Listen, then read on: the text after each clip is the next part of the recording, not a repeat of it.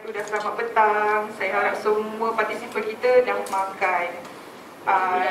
Dah makan tengah hari dengan Cik Rahman siap makan lagi. Okey. So petang ni saya di sini adalah Nur Syafinas binti Muhammad Daud, konsultan untuk anda. Hari ini kita akan bincangkan berkenaan dengan fasa pembangunan dokumentasi. Okey. Fasa ni adalah fasa sistem design. Okey. Sistem design tu adalah mereka sistem. Ini adalah fasa dia dan sesi dia akan ada dua. Satu pembangunan dokumentasi dan satu lagi adalah semakan dokumentasi. So beginilah, inilah slide yang kita akan gunakan untuk klien kita. Okey. Sistem design pembangunan dokumentasi ABMS bagi syarikat apa. Okey. Ini adalah agenda kita pada petang ni. Sekarang pukul 2 sampai 2 suku saya akan buat pengenalan sedikit. Dah habis dah pun. Dan pukul 2 suku sampai 3.30 kita ada taklimat pengenalan sesi. Taklimat ni kita akan ajar level of documentation. 3.30 sampai 3.45 kita bagi rehat sekejap. Okay? Sebab taklimat tu dia akan heavykan kepala sikit. Dan 3.45 sampai 4.30 kita masuk sesi yang kedua, iaitu semakan dokumentasi. Sesi pertama ni pembangunan dokumentasi. Ada dua sesi lah. Okay? Dan pukul 4.30 sampai 5 tu kita buat Q&A. Tak ada soalan, 4.30 kita settle. Okey tak okey? Okey. Alright, so ini adalah objektif ya. Objektif kita pada hari ini, objektif saya untuk menyampaikan semuanya pada tuan-tuan dan puan-puan adalah dapat mewujudkan manual dan prosedur yang selaras dengan keperluan ABMS. ABMS ni adalah MS ISO 37001-2016. Dan yang kedua, saya harap peserta-peserta nanti dapat menyenaraikan sekurang-kurangnya 3 prosedur. 3 prosedur utama untuk pembangunan ABMS.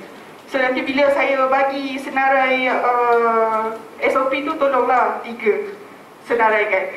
Dan yang ketiga adalah peserta dapat menyediakan ringkasan jurang bagi pembangunan dan penambahbaikan dokumentasi.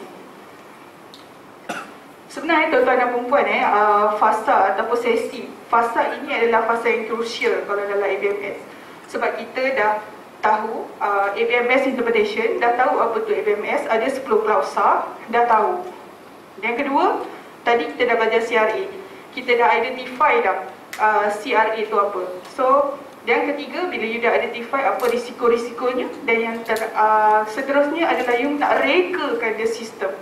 Bila kata merekakan sistem ni, kita bukan mereka-reka lah. Kena ada satu sistem yang solid.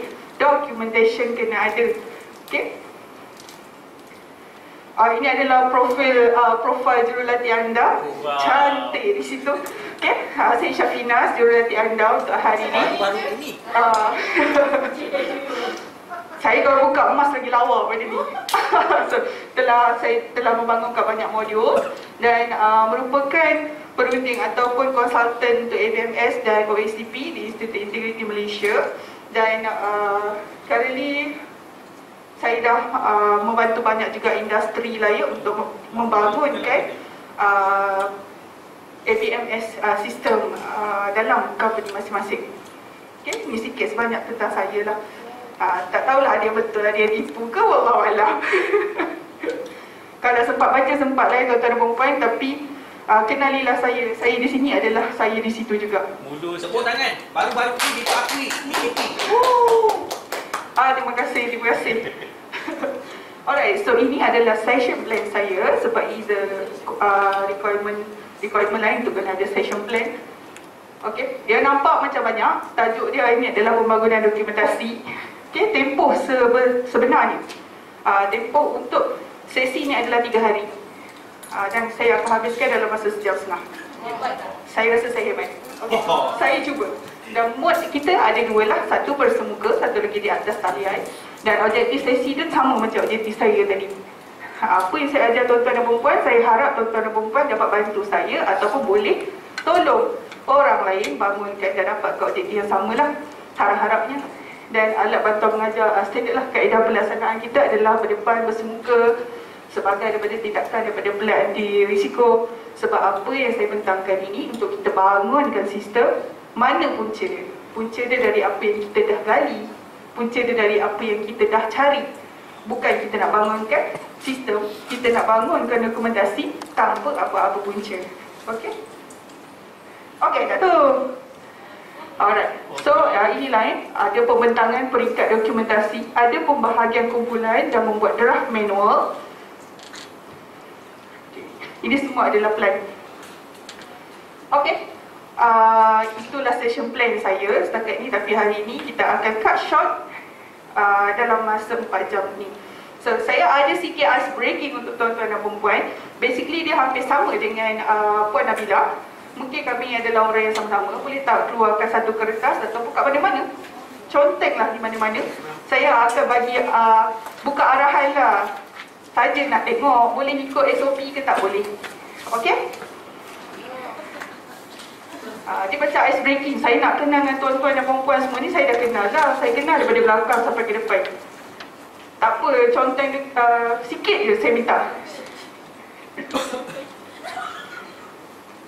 Boleh ikut ke tak? Okey. Hati-hati ya. Silap ni dia akan jadi silap lah teruk nanti. Okey, tulis perkataan ni tuan-tuan dan perempuan. Tulis dengan font 12. Tak ada, saya kurang. Tulislah ikut tulis apa tu. Tulis topi ke ledah. Dan saya bagi arahan kat tuan-tuan dan perempuan. Saya nak tahu final word dapat daripada topi ke ledah atau apa dia. Topi ke ledah. Betul ni. Saya dah buka memang macam ni je. Okey, saya bagi arahan pertama. Dah ke? Dah tulis ke? Dah. Okey. Buangkan huruf ketiga dan keempat.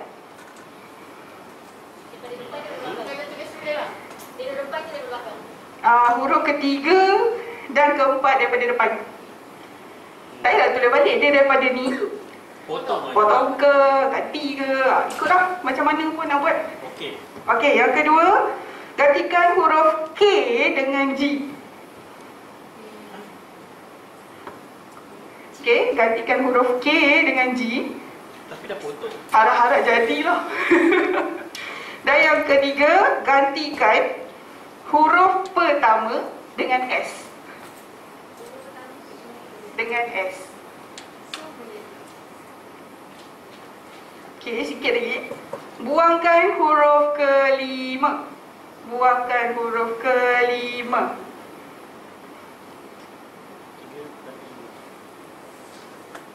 Okay. Yang seterusnya, masukkan huruf N di antara huruf kedua dan ketiga. N. N untuk Nabila. Masukkan huruf N di antara huruf kedua dan ketiga. Okey? Gantikan huruf I dengan K. Huruf I, elephant, dengan huruf K.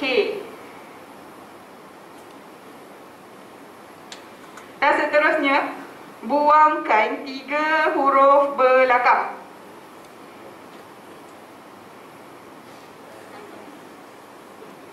Dan terakhir, saya macam ni. Tambahkan O di antara huruf kelima dan keenam. Ini menakutkan. Apa tambahkan huruf? Apa motif ni? Tambahkan huruf O di antara huruf kelima dan keenam. Apakah? Dapat tak? Okey. Puan Has dapat apa Puan Has? Sorry Cik Has. Apa? Songkok. Aku dapat sonsu. Okey. Cik Rahman dapat apa Cik Rahman? Songgul. Songgul. Songko. Nampak ramai yang tak dapat ya? Okey. Boleh tak? Kena cuba lagi sekali. Sama juga. Apa dia dah? Betul tak? Tak tahulah. Belum. Sekali lagi. Okey. Tulis huruf topical leader, tulis perkataan topical leader. Aku ikut apa ni? Ni kita nak tengok kita dipatut SOP ke tak kan? Boleh ikut ke tak SOP? Pertama, buangkan huruf ketiga dan keempat dari depan. Ketiga dan keempat. Dari depan. Yang kedua, gantikan huruf K dengan G. Gantikan huruf K dengan G. Tongkok. Yang ketiga, gantikan huruf pertama dengan S. Gantikan huruf pertama dengan S. Dan yang keempat, buangkan huruf kelima. Cik Zal. Okey. Dan yang kelima, masukkan huruf N di antara huruf kedua dan ketiga. Saya dah start nombor 4. Masukkan huruf N, Nabila, di antara huruf kedua dan ketiga. Step ke-6, gantikan huruf I dengan K. Gantikan I dengan K. K. Dan yang ketujuh, buangkan 3 huruf belakang. Belum. Dan terakhir, tambahkan huruf O di antara huruf ke-5 dan ke-6. Dapat tak? Puan Nabila dapat apa? Songkok. Cik Has dapat songkok. Okey, siapa yang tak dapat songkok? Dapat songkok Saya harap semua dapat songkok. Dia tak ada apa pun. Tak ada apa, tak ada klise pun. Saya cuma nak tunjukkan daripada perkataan topik leader, kita boleh tukar kepada songkok.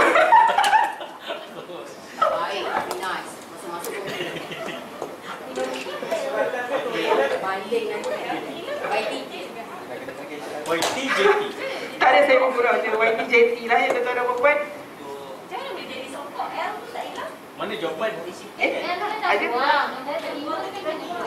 Saya minta buangkan huruf kelima. Ketika ni. Tapi MPI tu pun dah buang. MPI tu tak jadi nombor dah. Objektif dia dekat sini, saya cuma nak tengok anda boleh patuh atau tak boleh patuh dengan sesuatu arahan. Tak ada maksud lain ya tuan-tuan dan puan-puan, tak ada. Honestly tak ada. Saya cuma nak tunjuk daripada topik leader, bila kita ada beberapa step tu, boleh ke anda semua ikut. Okay? So kenapa saya bagi step tu ada related dengan session saya lah. Saya buka kemas sikit. Tak boleh. Okay. Ada related dia, sebab dia kita tengah bercakap tentang patuh kepada sesuatu SOP kan. Jadi dia kenalah dengan saya punya sesi ni, pembangunan dokumentasi. Okey. So tahniah kepada yang dapat ikut patuh atau tak patuh tadi tu. Okey, terima kasih. It just for fun, tak ada apa-apa pun. Okey, sekarang kita masuk sesi kita. Ini adalah slide yang kita akan present kepada kita punya partisipan, kepada peserta-peserta kita. So ini adalah slide dalam bahasa Melayu. Maklumat didokumentasikan. Apa yang kita kena present kepada klien kita. Sebelum kita ada sesi ni, kita kena wujudkan satu apa benda nama dia? Bukan. Kita kena ada tentative. Okey, kejap saya tunjukkan tentative dia. Sebab kita kena tahu the proper flow, macam mana kita nak buat bengkel.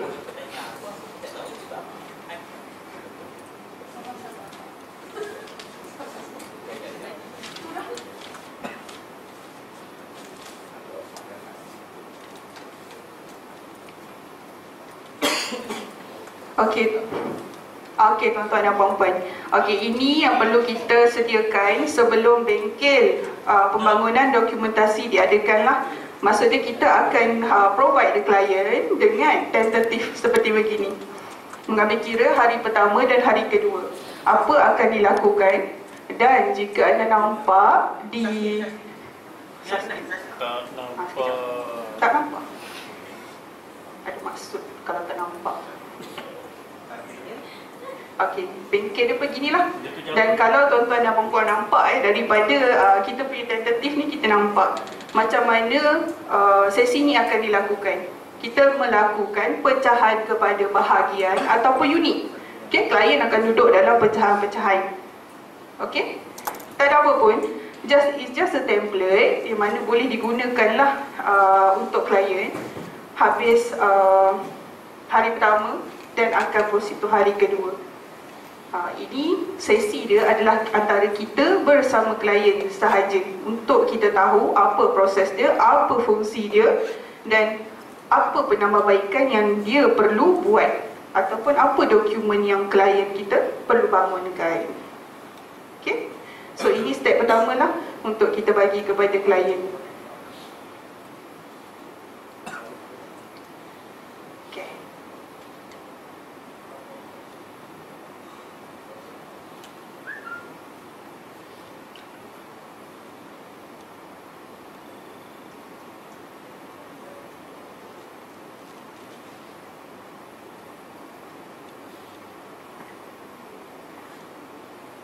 Okey, apabila kita menerangkan kepada klien, ini adalah template ataupun presentation dia. Pertama, kita akan brief the client apa yang dia perlu tahu. Yang pertama, agenda pembelajaran ni dalam sesi tu ada 6 perkara yang kita akan bagi tahu kat klien kita. Dan kita nak apa klien kita buat dalam masa setengah hari. This one dalam masa setengah hari lah, taklimat ni. Okey. So ada pengenalan, peringkat dokumentasi, maklumat didokumentasikan, mencipta dan mengawal maklumat dan rangka kerja dokumentasi untuk ABMS. Untuk pengenalan basically kita akan bagi tahu apa itu definisi maklumat didokumentasikan. Apa maksud maklumat didokumentasikan? Bila kita sebut didokumentasikan, makna dia maklumat tu bukanlah adanya di dalam kepala macam Puan Nabila sebut tadi. Ianya didokumentkan di mana-mana. Okey, didokumentkan di mana-mana dan boleh dicari dan boleh digunakan, available bila kita nak dan dikemas kini. Ada 4 definisi yang kita perlu tahu, yang kita akan beritahu pada klien kita supaya klien kita tahu beza. Pertama, dokumen. Kedua, dokumen sokongan. Ketiga, dokumen luar. Dan keempat adalah rekod. Bila kita sebut pasal rekod, apa beza rekod dengan dokumen biasa? Tuan-tuan dan puan-puan tahu tak apa bezanya? Bila kita cakap rekod ataupun dokumen biasa. Rekod tu apa? Dokumen tu apa? That's why masa slide ni kita kena brief dekat klien apa perbezaan dia. Ikut definisi ya. Saya tak go through satu persatu lah sebab kita kena beritahu je dalam slide ni apa yang tuan-tuan dan puan-puan perlu bagi tahu. Terima kasih. Yang kedua, maklumat didokumentasikan untuk ABMS. Apa maklumat yang didokumentasikan? Inilah ada 3 perkara ya. Dia adalah satu instrumen, dasar, prosedur dan dia juga merupakan bukti objektif. Maksud dia bila kita buat sesuatu berdasarkan apa? Bukan saya buat sesuatu berdasarkan apa yang senior saya cakap.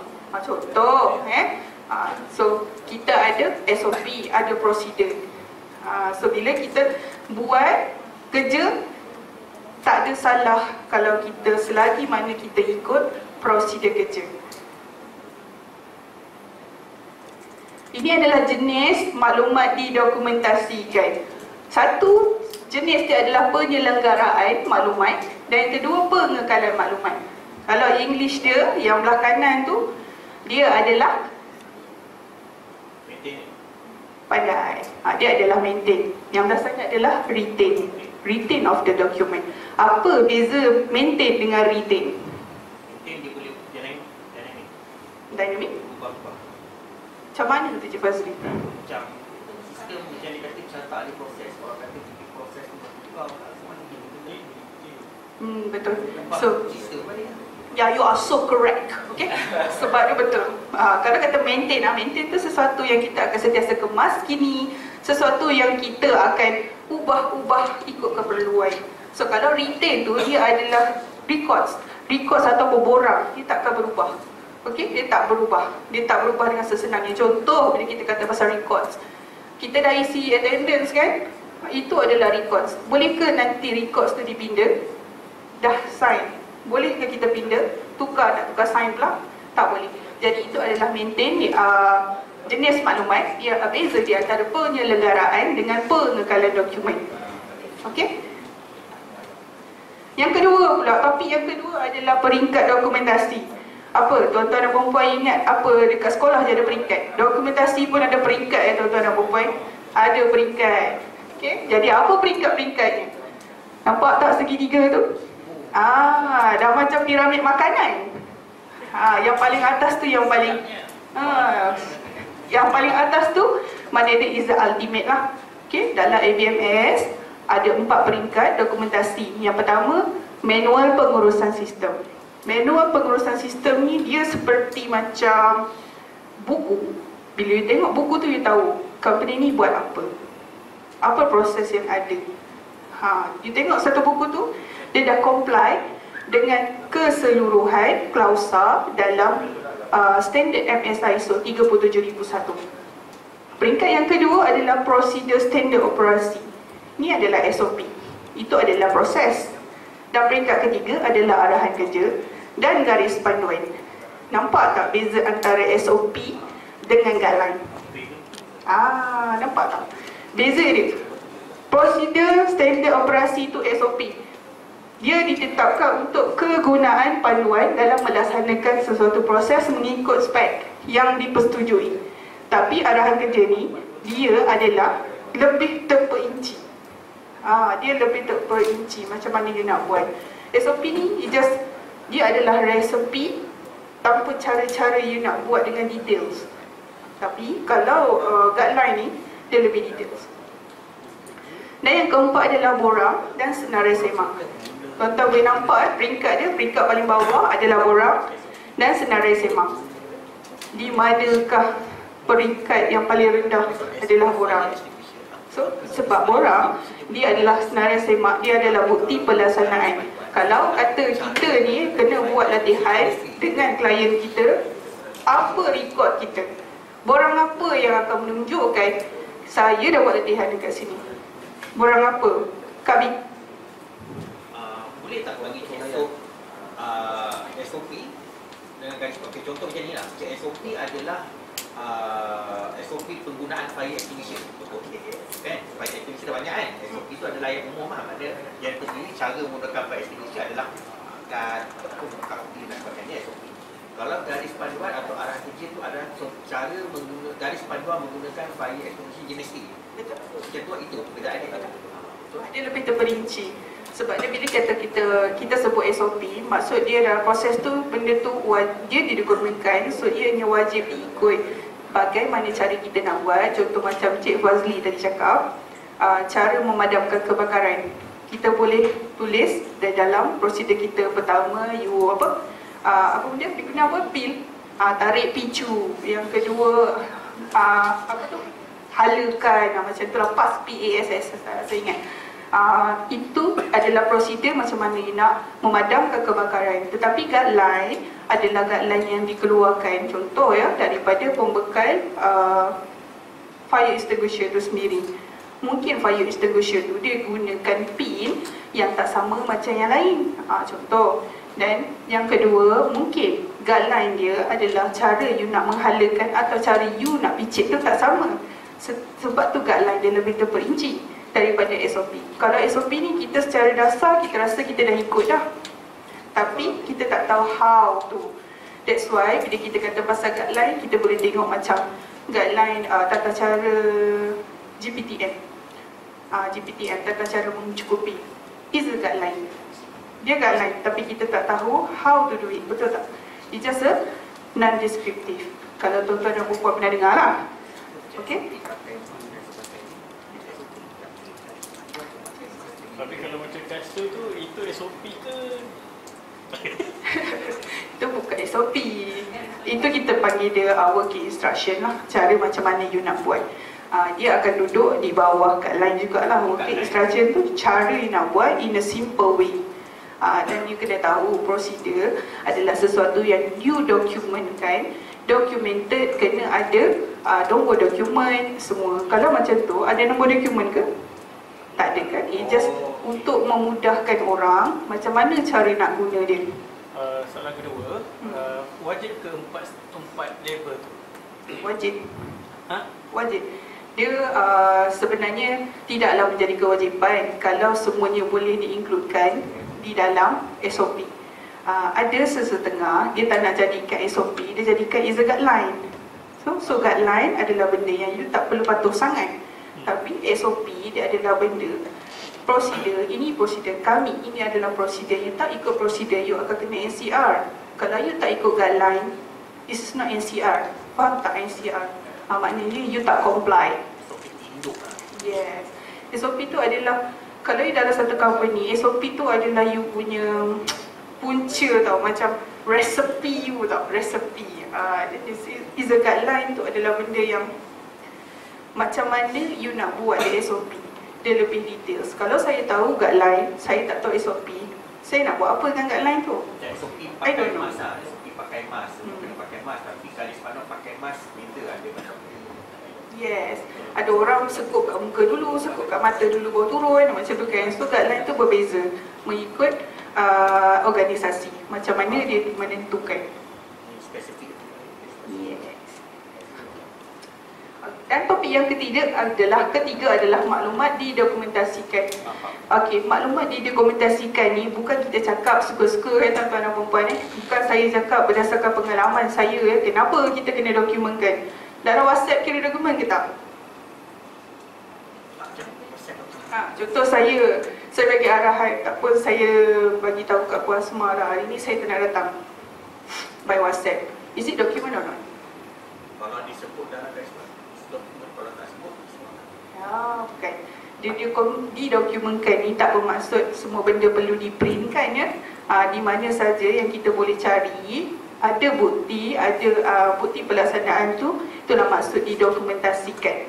Walaupun dia adalah email, walaupun dia adalah WhatsApp, dia adalah maklumat yang didokumentasikan. Cuma rasmi atau tak. Okay? Alright. So saya bukan cakap sonok-sonok nak suruh orang dokumentkan. Ia adalah bawah requirement 7.5 dalam standard kita, buku biru. Okay? Buku biru yang minta, bukan saya yang minta. Dia minta bawah klausa 7.5 you kena dokumentkan information yang ada.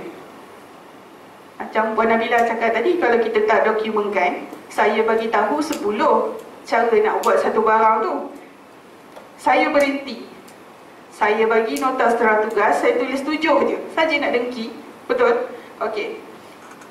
Successor saya adalah Puan Hazlini, Cik Hazlini. Cik Hazlini buat 7. Cik Hazlini berhenti, dia tulis 5. Sampai ke sudah proses tu takkan cukup 10. That's why dia perlu didokumentkan. Sebab bila benda didokumentkan, dia bukan mudah ya untuk kita ubah sesuka hati. Okey tuan-tuan dan puan-puan, ini adalah dokumen utama dalam ABMS. Inilah dokumen-dokumennya yang saya kata tadi, berapa banyak yang tuan-tuan dan puan-puan kena senaraikan tadi tu. Okey. Dokumen yang paling besar dalam ABMS adalah dasar. Dasar atau polisi. Dasar ni, dasar kan biasa orang sebut dasar lah. Dan polisi, dia adalah dokumen yang paling besar. Induk dasar ni adalah niat kita, niat top management kita, board kita. Niat dia nak apa? Nawai tu Sawaradin, bukan. So niat dia, dasar dia nak buat dasar anti rasuah ke dasar rasuah. Dia nak buat dasar terima hadiah ke dasar tak terima hadiah. Itu adalah dasar, itu adalah polisi. So, apa yang menyokong polisi adalah SOP. Okay? Set of SOP, dia akan menyokong dasar tu. Macam mana nak mencapai niat yang board director kita nak, top management kita nak. Okay. Dokumen yang kedua adalah manual sistem pengurusan anti rasuah. Benda ni tak wajib tuan-tuan dan perempuan. Manual ni tak wajib. Tak ada dalam klausa kata you kena buat manual. Tapi it's good to have. Sebab yes, sebagai practice dia adalah bagus. Sebab apa yang ada dalam manual tu adalah apa yang ada dekat dalam buku standard. Jadi bila you dah comply dalam standard, maknanya you are betul-betul comply lah. Tak ada apa yang kita tertinggal. Dan yang ketiga adalah isu dalaman dan luaran. Ini saya rasa dalam ABMS Interpretation pun ada. Dan Puan Nabila pun ada sebutkan juga pagi tadi. Ini dokumen yang memang wajib ya. Di bawah klausa 4.1 dia minta kena ada. Okay? Dan yang keempat adalah keperluan dan kehendak pemegang taruh. Di bawah klausa 4.2. Bukan saya letak je tuan-tuan dan puan. Tengok nombor 2 tu. Saya tak letak klausa mana, sebab tu saya kata dia tak wajib. Mana yang saya tulis dalam klausa-klausa tu benda yang memang wajib ada, wajib tayang. Okay? Pemetaan proses organisasi. Yang ini, pemetaan proses organisasi ni adalah macam mana interaksi dalam organisasi tu, daripada proses ni ke proses ni sampailah ujung. Macam mana dia berinteraksi, macam mana sistem pengukuhan integriti relate dengan keuangan, relate dengan HR, macam mana kita boleh relate dengan SUKK. Itu kita jadikan dalam satu dokumen, buat relationship dia, dan itu adalah pemetaan dokumentasi. Seterusnya adalah carta fungus. Typo di situ. Carta fungsi pematuhan anti rasuah. Okay. Carta fungus. Okay. Carta fungsi, standard lah carta fungsi. Kita kena tahu fungsi kita dulu, baru kita akan turun dan kita tahu apa department kita nak buat. Kalau saya tak tahu fungsi saya, contohlah IM tak tahu fungsi IM, apa IM nak buat? Contoh, kita cakap berdasarkan contoh. Dan yang ke berapa tadi adalah objektif anti rasuah dan rancangan bagi mencapainya. Di bawah klausa 6.2. Bawah klausa 6.2 ni tadi Puan Nabila pun dah sebut dah, macam mana objektif. Okay, objektif tu ikan you punya KPI. KPI you lah, apa yang you nak capai. 6.2 objektif. Kena set objektif. Tak ada objektif kita tak tahu buat ABMS untuk apa, entah suka-suka saja nak habiskan duit. Bukan, kena ada objektif. Kenapa buat ABMS. Yang seterusnya adalah penilaian risiko rasuah. Ini adalah topik kita pada pagi tadi. Kena wujudkan CRA di bawah klausa 4.5 dan 6.1. Kenapa kena buat CRA? Sebab dia requirement bawah klausa. Okay, klausa tak minta, tak payah buat. Tapi klausa minta, kena buat kalau nak buat ABMS. Dan seterusnya adalah prosedur ketekunan wajah. Usaha wajah. Apa benda ni? Wajah tak wajah lah, apa benda? Cik Fazli tahu Cik Fazli? Pelik. Bahasa Melayu dia memang pelik sikit. Prosedur ketekunan wajah. Ini adalah due diligence sebenarnya. English tu mudah. Due diligence. So kita kena ada. Oh ada jawab. Tak keluar suara. Okey lah suara tu. Suara enak hari ni. So ini adalah antara prosedur dia. Kena ada prosedur due diligence. Due diligence ni tuan-tuan dan puan, tak semestinya you kena ada satu dokumen yang cerita pasal due diligence saja. Tak semestinya. Tapi dia boleh ada di mana-mana proses. Contoh dia, saya tak perlu wujudkan satu proses ketekunan wajah saja, tapi saya ada buat praktis ketekunan wajah ataupun due diligence tu dalam pemilihan staf, dalam pejawatan saya ada buat. Jadi itu dikira sebagai you buat due diligence. Due diligence tu apa? Dari tadi sebut due diligence tu apa? Kalau Ada tapisan kan. Maksud dia apa yang kita nak buat tu, apa contohlah kita nak pilih staff kan. Kita nak pilih staff, kita kena tengok latar belakang staff kita. Okey, takkan kita nak ambil staff kita yang tengah ada masalah criminals. Takkan kita nak ambil staff kita yang tak ada basic untuk buat kerja. That's why kita kena buat tapisan demi tapisan. Pernah tengok dalam resume ada reference kan?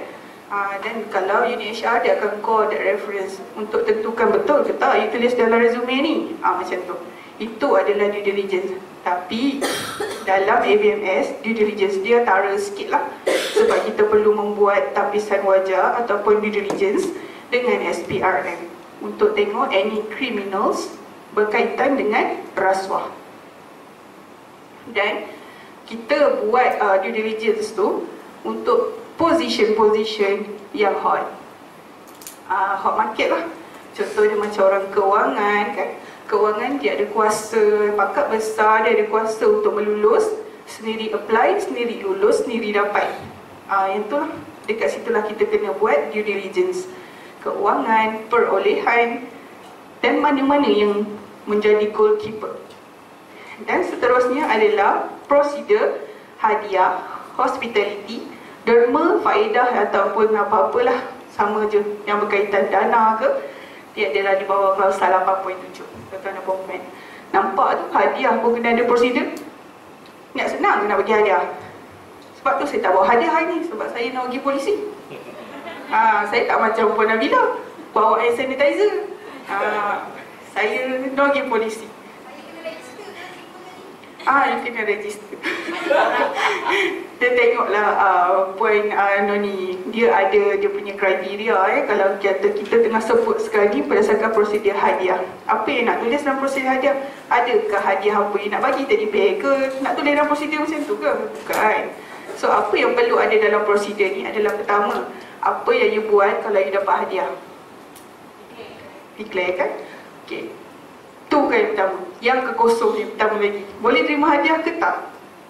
Bergantung pada polisi. Ada polisi, Yes. polisi hadiah dan polisi tidak. Memang semua hadiah tak boleh. Ya, betul. Betul tu Cik Fazli, sangat betul. You are so correct today. Then betul tu lah. So kalau kita kata kita boleh terima hadiah, apa kita buat kalau dapat hadiah? Dan berapa hadiah yang dibenarkan? Ada je company yang tak benarkan, polisi dia tidak membenarkan penerimaan hadiah, tapi boleh terima hadiah. Apa-apa pun dia ikut kriteria ataupun you punya polisi yang cakap apa, dia punya prosedur cakap apa. You boleh terima hadiah bawah 250 dan you boleh terima lah. Kalau kan Okey. dia tak ada lagi polisi tu maknanya dalam ni dia manage sendiri ya. Ya, memang kena bangunkan. Waktu ni lah, waktu documentation development lah kita akan bangunkan. Kita tanya pendirian dia, company tu, betul-betul you ni nak buat give polisi atau no give polisi. Macam ada klien saya tu, dia kata organisasi dia boleh terima hadiah tapi staff tak boleh.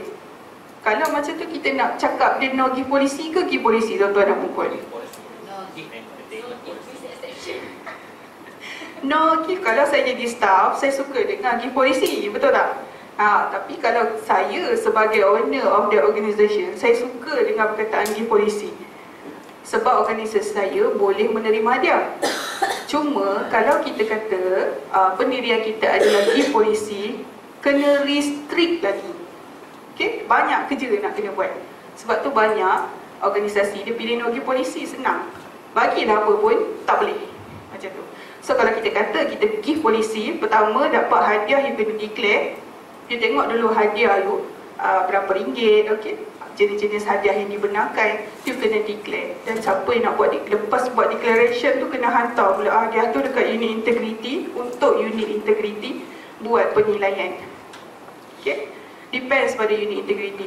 Contoh bagi saya bag coach. Okey, bag coach. Mungkin dia beli kat Shopee je RM30 kan, dia bagi kat saya. Tapi unit integrity buat penilaian harga tu RM2,000. So macam mana? Kita kena ikut keputusan unit integrity. So tak boleh terima.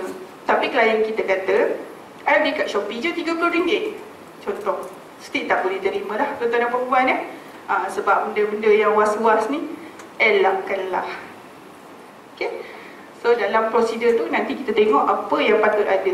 Macam yang saya sebutkan tu lah, apa yang perlu ada.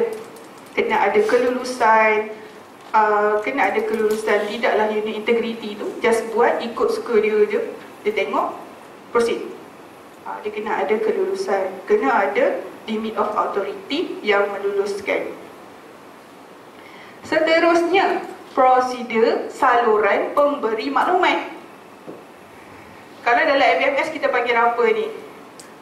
Puan Nabila? Racing concern, betul. Di bawah klausa 8.9. Racing concern tu apa benda? Basically lah, kalau tak tahu lah pemberi maklumat tu apa benda, atau macam Syafina cakap apa benda dia tadi tak tahu.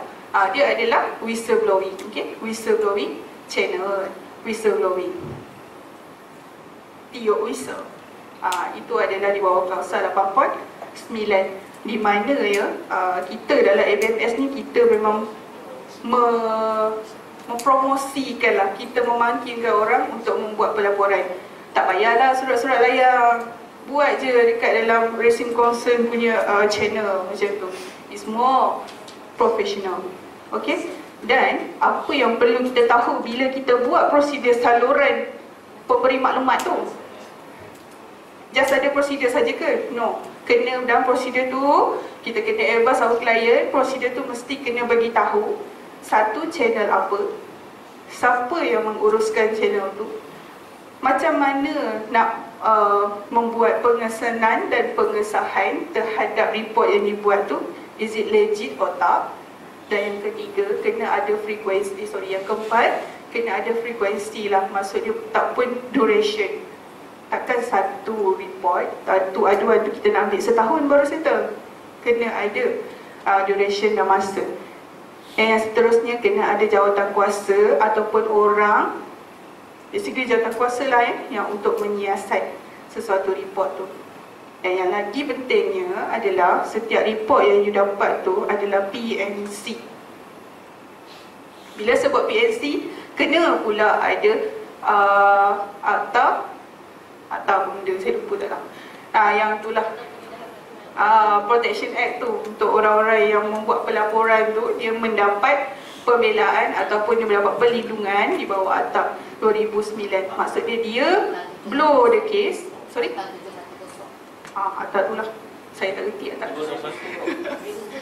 Akta perlindungan. Akta perlindungan pemberi maklumat 2010. Yang tu lah akta dia, maknanya dia sesiapa je memberi maklumat, siapa je blow the whistle tu, dia akan di-protect mengikut keadaan juga. Okay, dia kena ada kriteria juga. Bukan semua orang yang blow the whistle tu kita kena protect. Sekali dia whistle dia blow, dia yang buat. Itu dia tak kata maktub lah tuan-tuan dan perempuan. Itu kita kena kaji akta. Dan seterusnya adalah prosedur penyiasatan dan pengurusan rasuah. Dah ada aduan, nak buat apa? Simpan je. Dah ada aduan, kena masuk dalam log. Kena ada log. Kalau tak ada log, macam mana kita nak buktikan yang kita ada aduan? Kena ada satu log. Unit integriti berfungsi. Inilah fungsi dia. Kena ada log, berapa hari bulan terima, berapa hari bulan settle, apa status case tu.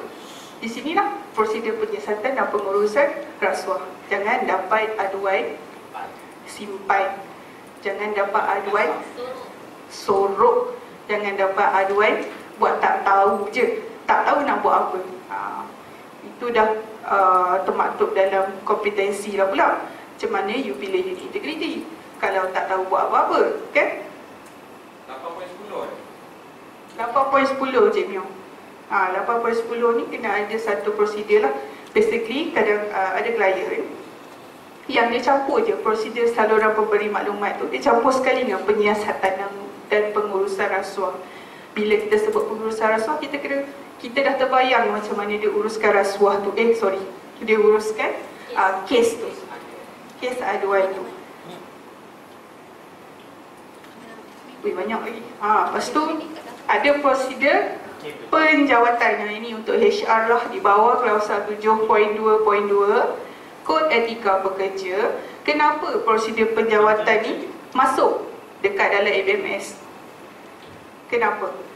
Sebab prosedur penjawatan ni dia adalah ibu dalam segala bala bencana. Segala, bukanlah nak kata, tapi ialah kalau you salah select orang kerja dengan company you, memang maka binasalah sesuatu company. Betul. Dia gatekeeper ke goalkeeper dia sama je. Kan? So you salah pilih orang sebab siapa yang buat rasuah, takkan kucing buat rasuah kot. Tak ada orang. Jadi kita hire orang yang salah masuk company kita, maka kita mengundang lah. That's why dalam proses penjawatan, prosedur penjawatan tu penting. Dalam prosedur penjawatan ni yang saya sebutkan tadi, kita kena buat due diligence, kena tengok conflict of interest. Kalau tak ada dalam proses penjawatan ni, tak ada conflict of interest, makanya satu IIM penuh dengan anak, isteri, saudara, mara, kerja sekali. Keluarga Malaysia, tuan-tuan dan puan-puan. Okay? Kalau saya kata bapak saya yang punya, Sebab tu Sebab tu kita kena ada conflict of interest form. Kita declare company tu. saya mesti nak tak anak-anak saya. Sebab tu lah dia kena ada conflict of interest. Dan kebanyakan dia megah holding tak buat ABMS. Sebab dia tak nak declare anak-anak dia semua, betul tak? Kecuali tertangkap. Bila dah tertangkap tu dia adalah gunanya. Okay? So that's why kena buat conflict of interest punya declarations. Tak kira lah you anak beranak ke, suami isteri ke, kerja, you declare is okay. Jadi kita dah buat satu bentuk pencegahan. Maksudnya dia dekat prosedur due diligence tu lah. Dia boleh masuk sekali cik. Dalam prosedur penjawatan tu kita masukkan. Dia tak semestinya kena ada satu SOP due diligence. Macam tu. Masukkan dalam proses tu terus. Contoh due diligence kalau Cik Mio nak buat dalam pembelian barang-barang ICT. You buat due diligence, you tengok pembekal you. Ada tak pembekal tu terlibat dalam rasuah, pernah tak terlibat saja, nak cek latar belakang dia. Mana tahu sebelum ni suka cuci duit ke, Allahuakbar kan. Itulah maksudnya dia ada dalam proses perolehan. Due diligence tu dia boleh berdiri sendiri. Tapi kalau dia dah ada dalam proses, kita tak payahlah advise klien kita untuk buat SOP baru. Okey? Kalau saya kata anak-anak saya lah, so saya kena declare lah, yang mana blame Mio Syarah Faiz tu dibenarkan lah. Boleh tak saya buat prosedur macam tu? Untuk apa tu cik? Yalah, untuk bekerja di IM lah. Saya katalah kalau IM ni saya yang punya kan. Kalau kata company ni Awak Albert yang punya, taklah Cik Mio yang punya. Dia adalah berdasarkan Cik Mio sebab Cik Mio adalah owner of this company. Tapi kalau Cik Mio nak ada satu bentuk pencegahan, buatlah. Maksud dia kalau interview sekali tu panggillah. Kalau dia betul-betul berkelayakan, sebab waktu interview pun kita ada kriteria untuk pemilihan, betul tak? So kalau tak layak lah. Gunalah surat kuning ke, ungu ke, kelabu ke, Pak Hang, Nek Hang ke, pemilik ke, macam tu kan. So kalau tak layak. Tapi kalau you layak, tak ada masalah. You just isi declarations of forms. Kena ada declaration. Dan seterusnya adalah prosedur kesedaran dan latihan. Ini standard prosedur dalam HR. Kesedaran dan latihan berkaitan dengan ABMS. Kena ada lah. Kena ada berapa kali nak buat setahun ke, berapa sasaran dia. Yang seterusnya adalah prosedur maklumat didokumentasikan. Sebuah benda yang kita nak buat ni, kena ada ibu dia. Kenapa kena ada ibu dia? Sebab dia nak anak-anak dia ni nanti bersepah-sepah. Contoh, kita ada prosedur penjawatan, tapi dokumen nombor apa? Tak tahu. Ada, tapi tak tahu. Nabila bagi saya yang ni, Asma bagi saya yang ni, Fazli bagi saya yang ni. Which one is the latest one? Tak tahu. That's why kena ada prosedur maklumat didokumentasikan. Bawah klausa 7.5 perlu, okey. Dan yang seterusnya adalah prosedur pengurusan dan kawalan keuangan. Ini poin sama. Kena ada prosedur keuangan. Kita minta klien kita wujudkan prosedur keuangan. Ada yang tak pakai prosedur, pakai arahan pembendaraan. Boleh ke tuan-tuan dan puan-puan? Boleh ke? Ada proses tu, kalau dia ada proses sebiji, dia boleh lah. Kalau dia ada MN, kita advise dia untuk buat baru. Yes, betul. Tapi basically kalau dia nak buat sistem ni, kita akan advise dia untuk wujudkan. Walaupun dia ada arahan pembendaraan, mana negara mana pun dia pakai tu, kita minta dia wujudkanlah satu untuk organisasi dia. Sebab arahan pembendaraan ni adalah the whole Malaysia guna. Okey? Ada yang tak sesuai dengan organisasi kita. Organisasi kita ni kecil je. Tak ada banyak kementerian macam dekat dalam arahan pembendaraan tu. Jadi kita advise untuk wujudkanlah satu, tapi dia akan cross reference dengan arahan pembendaraan tu. Supaya basically bila kita buat APPS ni, arahan pembendaraan tu dia akan jadikan reference. So apa yang ada dalam arahan pembendaraan tu ada, cuma di-enhancekan dengan ABMS punya elemen. Contoh-contoh dia, apa yang perlu ada. Kalau dalam ni kena ada limit of authority dia. Untuk pelulus, memberi kelulusan kena lebih daripada 2 orang.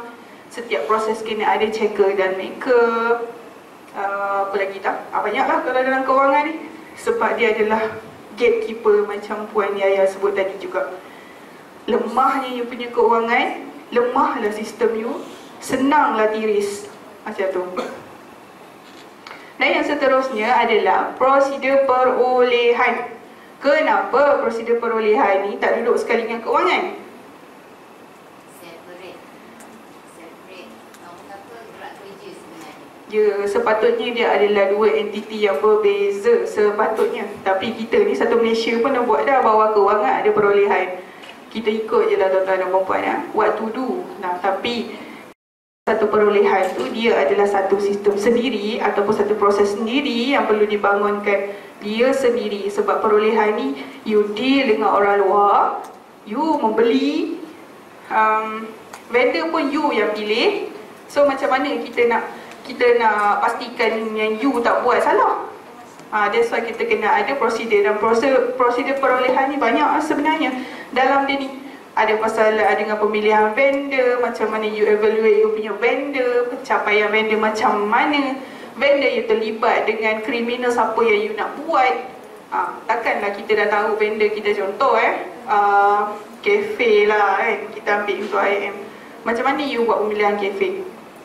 Adakah open tender? Adakah direct appoint? Dan kenapa ada open tender, ada direct appoint? Tulislah jelas dekat dalam prosedur perolehan kenapa. Kalau nak kata memang tak ada orang masak sesedap Wardah, tulis dalam SOP. Okey, dan kena buat evaluation setahun sekali. Dan kena tengok latar belakang vendor kita juga. Okey, tak adalah kita main pilih je. Vendor kita tu sekarang ni tengah ada masalah ni, tengah dalam kes siasatan SPRM. Apa yang kita nak buat? Sebab tuan-tuan dan perempuan ni, contoh macam IIM ni sendirilah, kita termaktub di bawah Akta 17A, Corporate Liability. Di mana bila vendor kita buat masalah, kita terheret sekali. Jadi that's why kita kena tengok latar belakang vendor kita. Kita tak nak tiba-tiba sebenarnya vendor-vendor kita ni, contoh pembersihan kita, rela kita tu dalam proses siasatan. Jadi dia akan drag sekali dengan IIM. Okey? So far okey? Okey? Dan seterusnya adalah kod etika perniagaan. Ini basically kita nak beritahu dekat orang luar apa company kita nak. Okey? Apa company kita nak. You nak buat bisnes dengan kita, you kena ikut cakap kita lah. Kita sekarang ni ABMS. You nak pergi kau-tim, bukan amalan kita. Dan ini dah apa yang patutnya tulis dalam kod etika perniagaan.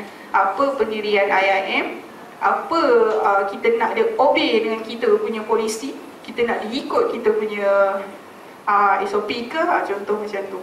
Dan kita bagi dekat dia, vendor-vendor kita tu, untuk dia sign ataupun terima lah. Kalau nak ada business dengan kita, then you have to commit with this part and part macam tu.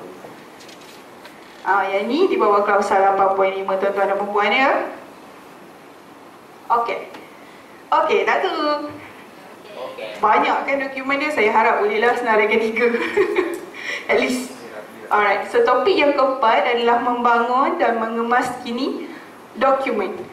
Macam mana nak bangunkan dokumen? Yang tadi saya sebut tu, semua tu you kena bangunkan. Kena ada dalam bentuk didokumenkan. You nak buat dalam bentuk PDF saja pun okey, tak ada masalah. You nak printing pun boleh, tak ada masalah. Tapi kena ingat, mestilah didokumenkan dengan betul. Sistematik kena ada. Di bawah klausa 7.5 maklumat didokumentasikan ya. Kena ada apa? Bila you nak bangunkan, kita kena beritahu kat klien-klien kita bila dia nak bangunkan dokumentasi tu, apa yang kena ada? A, B, C. Kena ada identifikasi, deskripsi, contoh tajuk, tarikh, apa lagi? Pengarang dia, nombor rujukan, format, dan semakan dan kelulusan. Kenapa kena ada? Sebab inilah dokumen tu didokumenkan. Kalau tak, baik tak payah buat, betul tak? Tulis je kat atas kertas, lukis-lukis, pas. That's why kena ada 3 benda ni. Siapa yang buat? Kita tahu siapa yang ubah SOP itu. Tidaklah SOP itu sendiri menaik. Contoh, okay? Dan kita kena tahu tajuk dia. Ada SOP tapi tak ada tajuk. Macam mana? Tak ada tajuk. Kod skill lah nak panggil apa pun, tapi ada. Tak boleh macam tu. Dan kena ada nombor rujukan. Ini adalah sesuai untuk audit. Senang ya tuan-tuan dan puan-puan. Kalau ada nombor rujukan, please refer dekat SOP SSP-01. SSP, tak ada, belum, kita boleh tukar. SSP-01. SOP apa tu Cik Fazli? Nampak. Sebab tu kena buat. Sebab tu kena ada nombor rujukan. Kita tahu dekat mana. 01 tu pengurusan sistem. Contoh ya tuan-tuan dan puan-puan. Kalau ada form pula, 01 belakang nak tulis F. F tu untuk form. Contoh. Dia depends macam mana organisasi tu buat. Dalam SOP tadi tu, SOP yang ni jap. Tu. Nombor 4, prosedur maklumat didokumentasikan. You nak letak XX ke, F ke, B ke, suka hati. Tapi mesti selaras dan sistematik. Ini adalah contoh-contoh format. Ini saya ambil daripada klien saya lah, IIM. Klien saya lah, IIM. Ini adalah contoh dia. Tengok tuan-tuan dan puan-puan. Dia ada nama syarikat dia. Dan kat tepi ni letaklah logo. Nak letak logo apa ke, letak. Dan ada nama SOP, nombor dokumen, nombor pindaan, tarikh kuat kuasa. Kenapa kena tulis tarikh kuat kuasa tuan-tuan dan puan-puan? Macam lalat. Puan Azri ni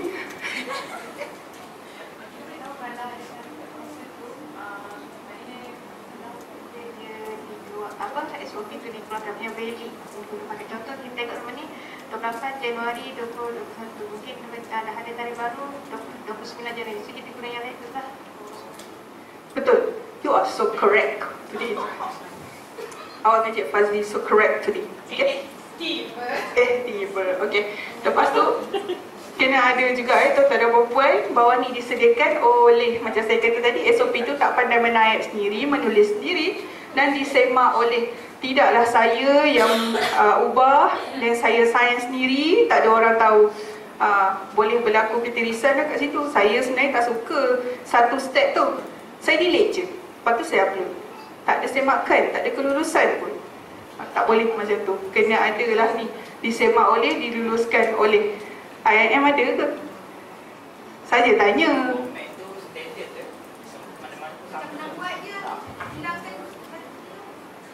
Format ni dia sebenarnya depends. Kalau company tu dia katalah dia nak buat bentuk lain kan, dia nak buat logo di belah sini ke, tapi ini adalah standard requirement ataupun benda yang penting kena ada. Apa? Kalau IIM, ni klien saya lah, beritahu IIM Dia tak ada benda ni, tuan-tuan dan puan ni. Dia tak ada, dia sedekah oleh, dia semak oleh, ni semua tak ada ni.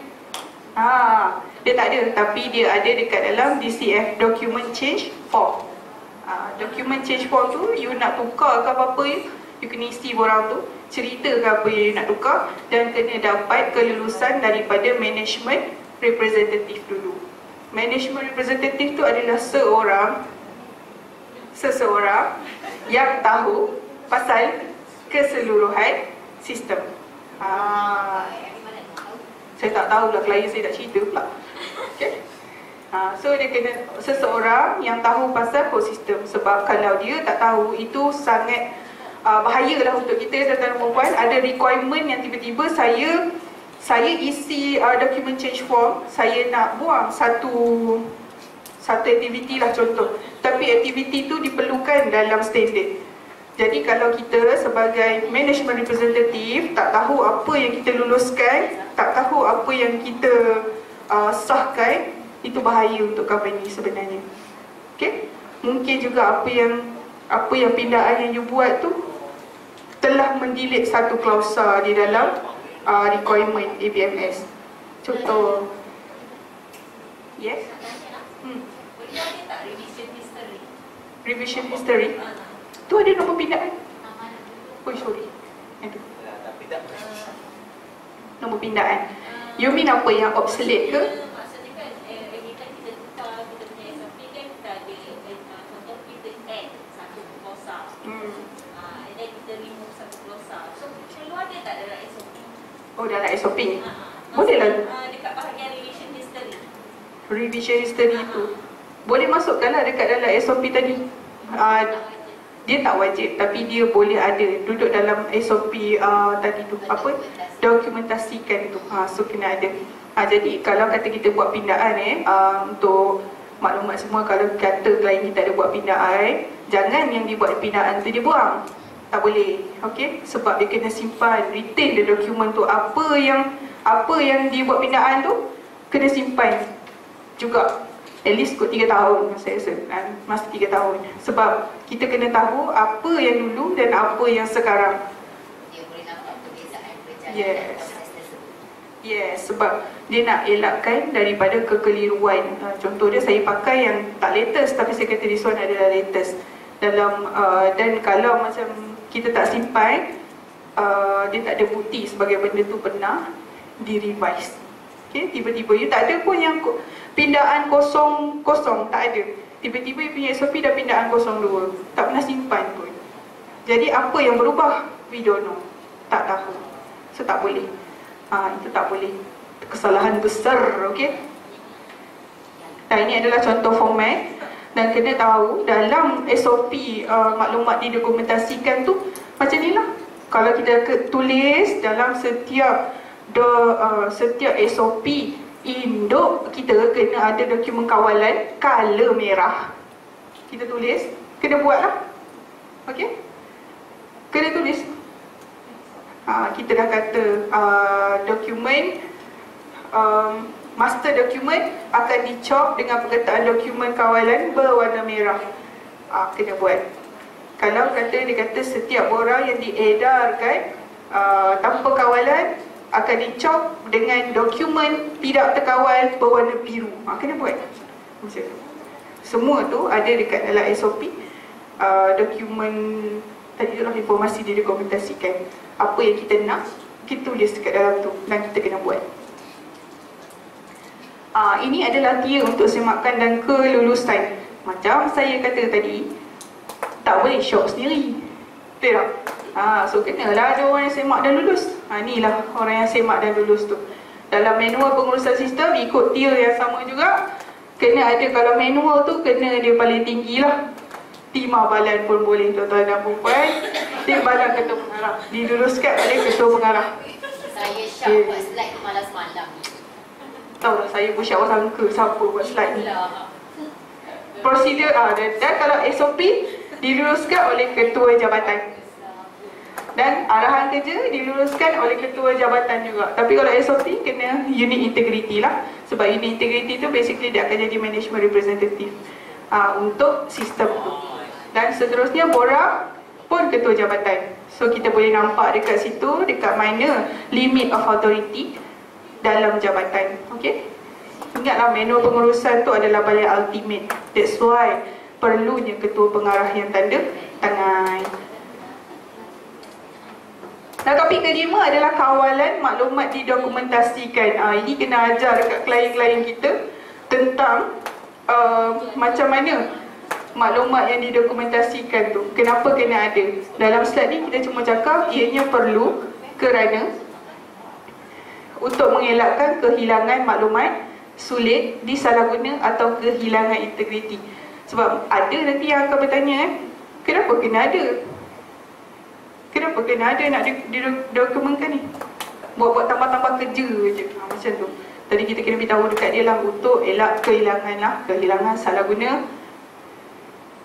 Okey, ini klausa 7.5 documented information. Benda yang sama je atas tu. Saja je saya tulis bahasa Inggeris. Kawalan maklumat didokumentasikan. Dalam SOP tu kena ada tuan-tuan dan puan, pengedaran, akses, pengambilan dan penggunaan. SOP siapa yang ambil, siapa yang akses, pulang balik, guna buat apa? Yang kedua, penyimpanan dan pemeliharaan. SOP. Dan yang ketiga, kawalan perubahan. Dan yang keempat adalah pengekalan dan pelupusan. Bukannya senang-senang ya. Bila kita nak lupuskan, main buang je macam tu. Dan kita tak tahu. That's why kena ada, dalam SOP tu kena ada tulis macam mana kita nak kekalkan, berapa tahun kita nak kekalkan, macam mana kita nak lupuskan. Cara pelupusan. Yang gelap. Dan topik yang kena adalah rangka dokumentasi sistem pengurusan anti rasuah. Kita cakap pasal rangka. Pertama macam saya sebut tadi adalah dasar. Dasar kan, dasar polisi. So apa yang perlu ada dekat dalam satu polisi, ABMS. Inilah benda dia. Nak baca penat pula. Tengok je tuan-tuan dan puan. Kena ada elemen A sampai G. Kena ada dalam satu dasar. Ini polisi ni. Ya Cik Mia. Kalau kita tengok triangle tu, kita tengok patah di belakang. Okey. Dekat mana polisi? Polisi anti rasuah. Polisi dia akan duduk kat menu pengurusan sistem. Dia lagi atas. Dia lagi atas. Dia atas lagi lah. Dia terkeluar dari triangle. Dia pun kena perlu ke diluluskan, disediakan, disemak, tak perlu. Dia kena ada yang nak kata lulus pun bukan. Dia kan niat, niat governing body kita. tapi dia perlu diluluskan oleh top management kan? Macam mana Cik? Polisi. Polisi. Polisi anti rasuah. Polisi anti rasuah dia bukan top management Cik. Dia kena di-endorse oleh governing body.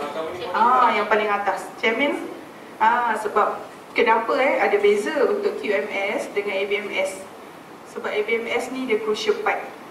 Dia high level ranks punya SOP. Standard. Tapi maksudnya tak perlulah kita buat macam ni, disediakan, disemak, diluluskan, tak perlulah kan? Sampai begitu.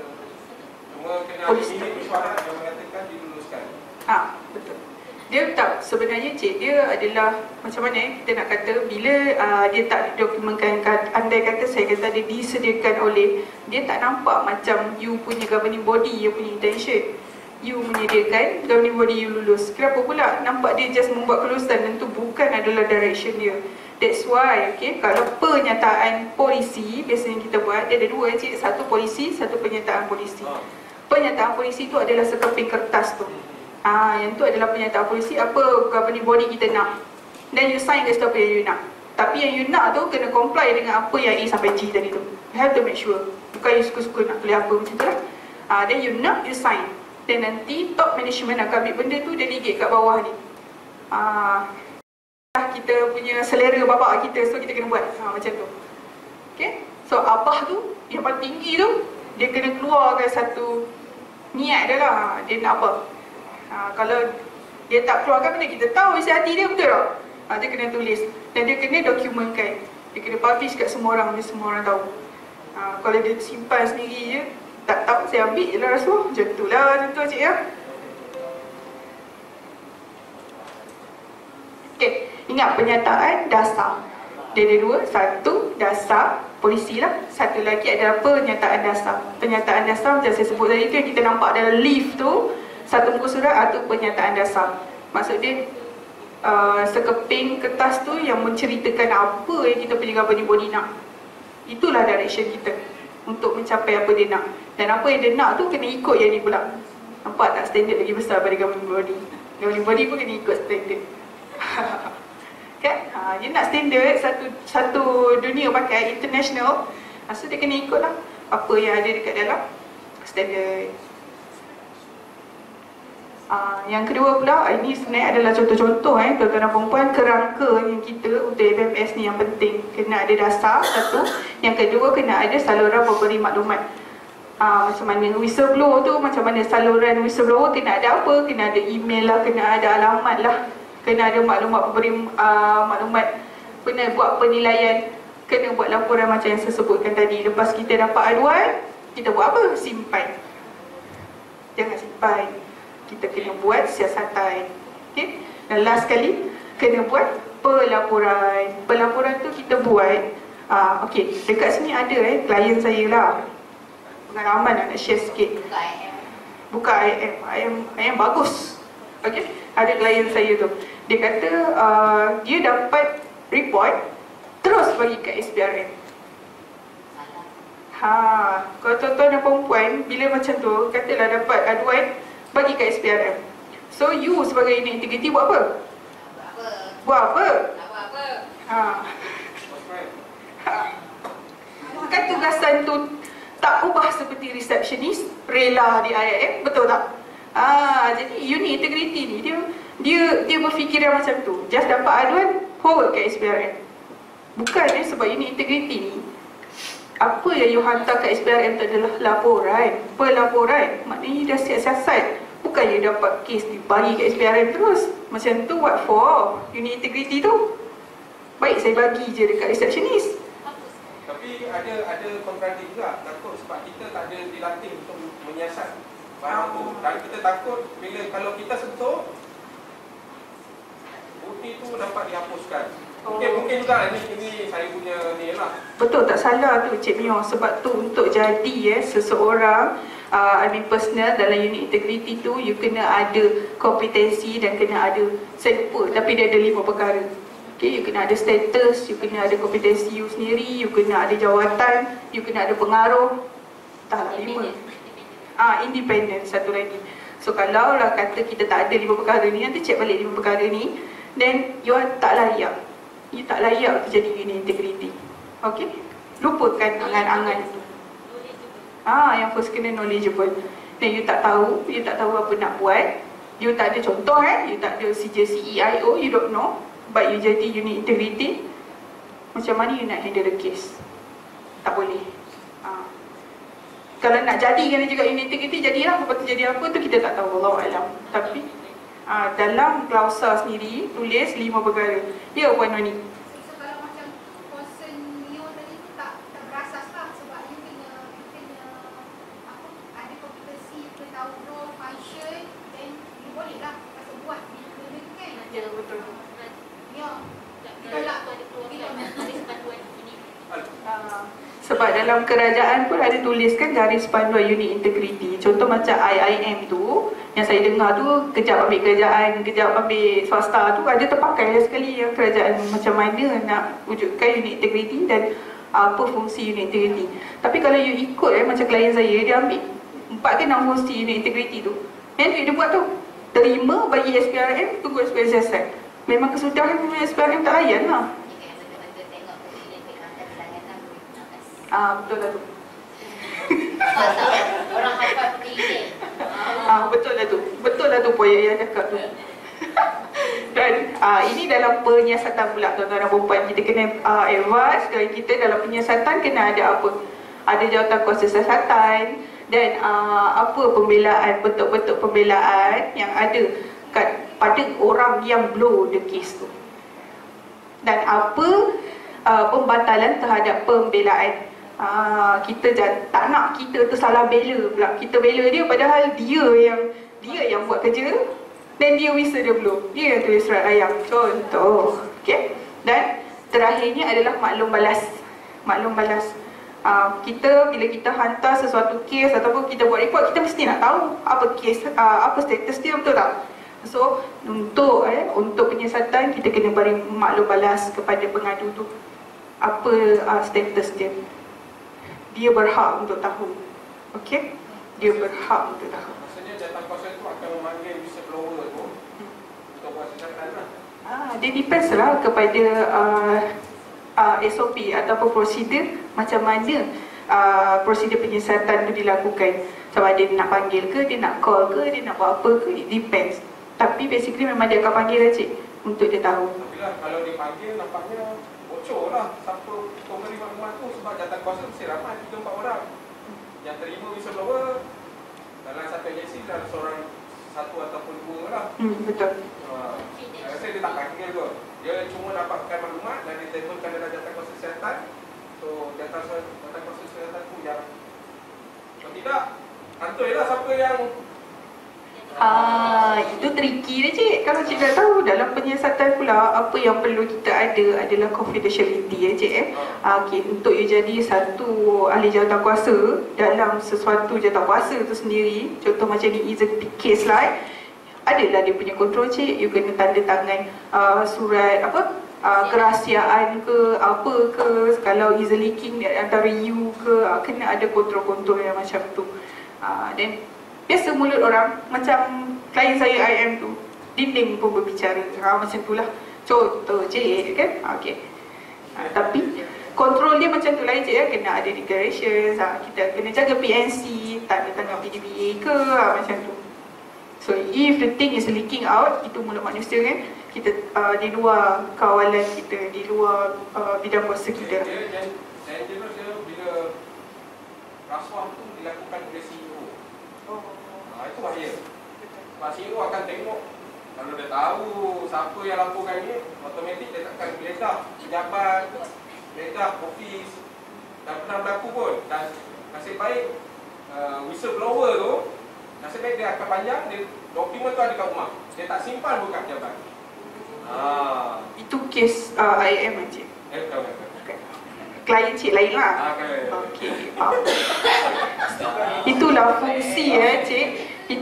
Itulah fungsinya badan pentadbir tinggi daripada CEO untuk memantau CEO tu. Supaya CEO tu tak salah guna kuasa, tak gila kuasa. Contoh saya kata je tak ada kaitan dengan siapa-siapa pun. Okey? Sebab itulah badan pentadbir tu adalah orang yang memilih, dia lebih berkuasa.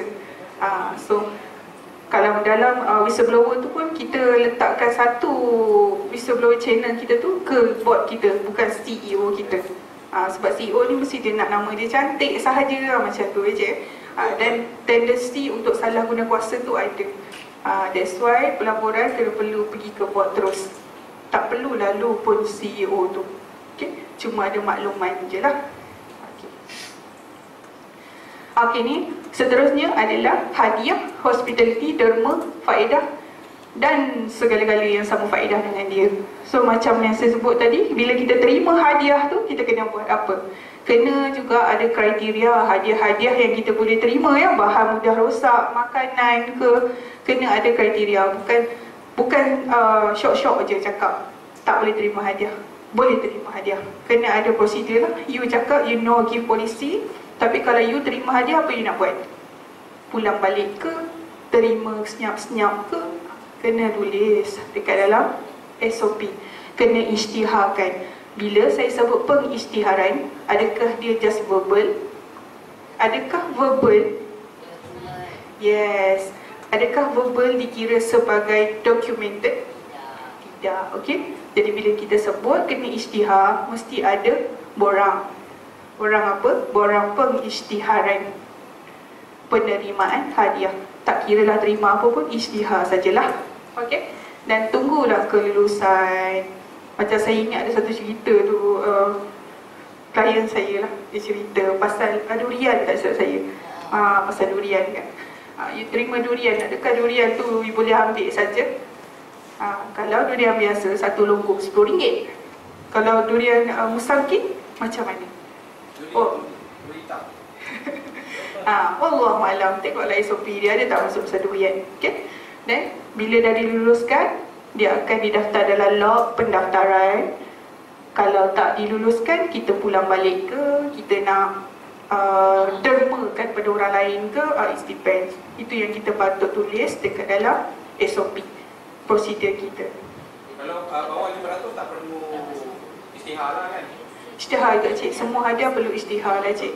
Dia atas 500 tak boleh terima, bawah 500 dia kena isytihar. Dia apa je bentuk hadiah tu isytihar je lah ya. Sebab kita perlu melalui satu unit tu yang buat kelulusan tu, dia yang menentukan kita boleh terima ke tak terima. Ini saya kes IM kami cuba isytiharkan tapi dia kata tak perlu isytihar. Itu kita tengok SOP balik IM. Dan kami sama. Itu ICT lah. Tak apa-apa 5 minit 10 kotak gitu Tengok balik. Saya pun jadi confused lah ni. Kita kena tengok cik terima apa cik. Gaya cik tu terima apa? Buah. Buah lima. Masa tahu boleh Cina hari tu Oh okey. Dalam SOP cakap apa cik? Itulah yang sefahaman saya lah. Yang buatnya anak buah saya, sefahaman saya arahkan supaya isytiharkan pergi isi borang. Saya kata isi borang lah. Untuk pihak SRT tuluskan lah kan. Ya betul. Tapi anak buah saya respon kata tak perlu. Dia kata sebab bawah 500. Itu yang saya pun agak kejut juga. Sebab tu cik kan kita ada tulis dekat sini cik, nampak tak? Bahan mudah rosak, makanan, harga semua kalau bawah 500 apa yang perlu kita buat. Dalam SOP tu tulis tak perlu isytihar ke tak? Kalau dalam SOP tu tulis macam ni, kena isytihar dan kita isytihar lah. Kalau SOP tu tak tulis, tidaklah jadi salah kita lah, kita tak isytihar. Dan kita cuba lakukan lah. Yes, dia sebaik-baiknya adalah kita buat apa isytiharan sebab kita tak tahu. Kita dapat 5 tapi dapat satu pallet. Contoh kan cik kan? Betul dapat 5 is barang yang mudah rosak tapi bukan dapat sekotak, dapat satu pallet. Macam tu. Kan banyak. Jumlah dia pun lebih daripada 500. Macam tu. Ada limau yang murah, ada limau RM16.88, ada limau yang harga dia RM60. Macam tu. That's why kita kena buat declaration. Apa nanti saya cek. Dan seterusnya adalah usaha wajar Ini due diligence yang betul kita buat lah. Daripada proses permohonan sampai dah lantikan. Yang ni kita tengok bagaimana usaha wajar due diligence dilakukan dalam pemilihan pekerja dan vendor. Okay, permohonan kena buatlah dalam masa permohonan tu. Dan you buat due diligence, you tengok semak latar belakang SPRM lah, jabatan insolvensi lah, semua benda lah yang kita nak check. Lagi banyak check, lagi bagus. Macam tu. Dan masa temu duga tu kena tengok jugalah, buat due diligence terhadap panel-panel penemu duga. Adakah dia ada conflict of interest dengan orang yang ditemu duga? Adakah dia ada kepentingan peribadi? Macam tu. Dan lantikan. Kena buat due diligence. Dan ni adalah contoh kod etika pekerjaan Kena ada kod etika pekerjaan supaya semua orang tahu dia bekerja dan menggalas satu polisi yang sama. Dan ni kod etika perniagaan macam yang saya sebut tadi tu, kita akan bagi pada vendor-vendor kita. Ya cik? Kod etika pekerja tak ada dalam senarai 18. Ya cik, ada. Memang. Sebab dia bukan requirement cik. Kod etika pekerja ni bukan requirement. Sebab dia kod etika pekerja ni dia adalah salah satu bentuk protection yang dalam company tu you nak buat sendiri, you nak staff you ikut, you buat apa. Macam tu. Dia bukan dalam requirement yang akan sebut. Sebab dalam requirement dia tak cakap pun. Dia tak cakap pun. Jadi dia lebih pentingkan dalam proses kita nak rekrut orang macam tu. Sebab bila ada kod etika pekerja ni, benda yang you dah bawa masuk orang dah pun. Betul tak? So kod etika ni sesuai berada di garis panduan kan? Dia garis panduan. Dia bukan SOP lah. Okey. Dan ni kod etika perniagaan ni pun sebenarnya dia ni adalah untuk menyelamatkan company kita, menyelamatkan kita sendiri. Dan memerlukan komitmen daripada vendor-vendor kita lah. Okey. Dan seterusnya adalah kawalan keuangan. Ini adalah 5 perkara yang memang kena ada dekat dalam SOP keuangan. Hak kuasa, semak dan imbang, pembuat dan pemeriksa, fokus aliran tunai, semua ni. Tamat. Kejut saya. Macam tu. Alah, nak lagi. Masa Sedaplah suara. Nak lagi. Ulang balik sekali lagi semua. Tuan-tuan dan puan-puan, tu belum saya menyanyi lagi. Gitu kayaknya. Okay. So ini adalah antara SOP-SOP ataupun kerangka dalam ABMS. Benda-benda yang penting dalam ABMS lah. Slide ni kita ada Cik Mio, nanti kita bagi Cik Mio. Saya suka student yang menulis. Saya nampak dia punya peta minda dari sini. Payah lah, tak tercantik. Saya no pergi polisi, minta maaf puan. Okay. So kawalan kewangan, maka tamatlah kita punya taklimat untuk hari ini. Bukan hari ini taklimat untuk bahagian pembangunan dokumen. Jadi kita rehat sekejap. Okey, kita rehat sekejap dalam 15 minit. Bolehkah kita masuk balik dalam pukul 3.50? Okey, 3.50 dan kita akan start dengan semakkan dokumentasi.